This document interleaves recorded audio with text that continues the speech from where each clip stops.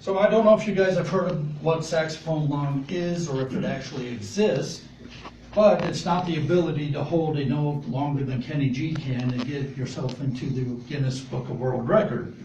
It's actually a pulmonary disease where you become allergic to your instrument if you're a musician, and you're actually allergic to bacteria and fungus that grows inside.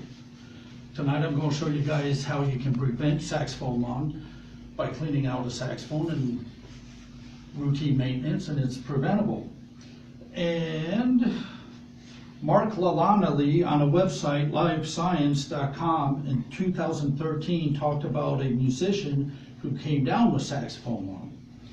He was wheezing and couldn't get a cough gone for over a year, and he was going through treatment, emphysema treatment, and that wasn't working and everything else. And doctors finally figured out that it was his clarinet that he played in the Dixieland band. So what they did was they took some samples from it, from the pads and everything, and they found colonies of bacteria and fungi in there that they would find in wood.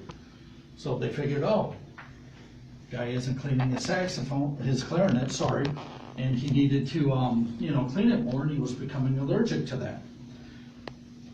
And, that's basically what saxophone lung is. It's can be in association with any woodwind instrument or any brass instrument.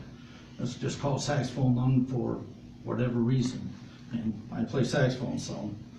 And tonight I'm going to tell you what's going on inside a saxophone, how it can get there, how you can get that bacteria and fungus in there.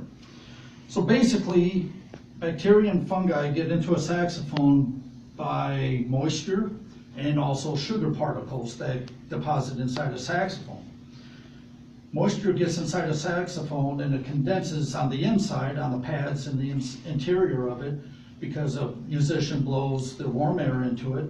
The instrument is colder than the air and it condenses on there. Also, if a musician will be eating or drinking before he performs, doesn't rinse his mouth out with water, the sugar is in his saliva, and as he's blowing through the instrument, those sugar deposits can get in there and they form and collect on the inside of the instrument. And those deposits will build up over time, and it just becomes a breeding ground for fungi and bacteria, and if you don't clean it out, you're in for a big world of hurt, as they say. So what I'm going to do now is show you how you can clean a saxophone. And I have a saxophone right here, and you really can't see it in my video, but I'll be pulling it up. So what you want to do first is you take the mouthpiece off, and you take the reed off, and this is called a swab it. And all you do is you just rub it on there, nice and easy. Put that in, and then you rub the inside of the mouthpiece. Some people will take their saxophone swab and run it through. I don't like to do that because on the opening here, you can get moisture in there as well.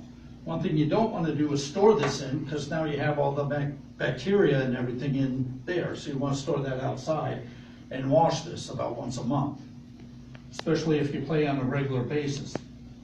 And then you take what they call a saxophone cleaning swab. This is a Hodgkin or a Hodges silk swab. That's the brand name of this. And you have a weighted end on that end that you can get through the instrument. So you first take off the neck. And it doesn't matter what end you put it through. I normally just put it through the tenon joint. That's what they call it. Let gravity work. You just pull it through nice and easy. And that gets the moisture out and some of the sugar deposits. And I do that twice because it works better that way. Then you take the body of the saxophone.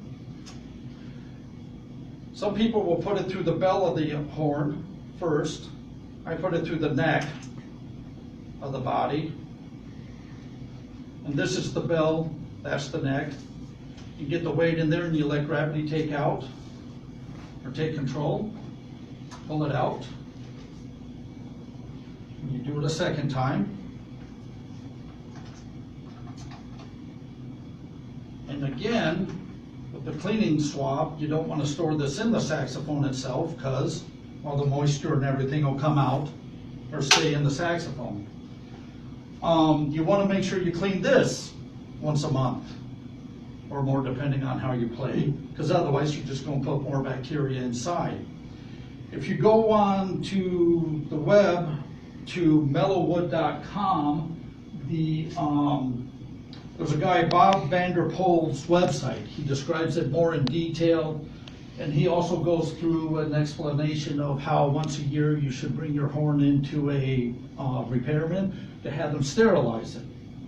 There are some musicians who are more frugal that do it upon themselves. I don't do that because I like my horns in plain condition. Don't want pieces of horns all over the place and you can't play them. So we know that saxophone lung is the buildup of bacteria in an instrument, and a musician breathes it and they become allergic to that bacteria and they can't play their instrument.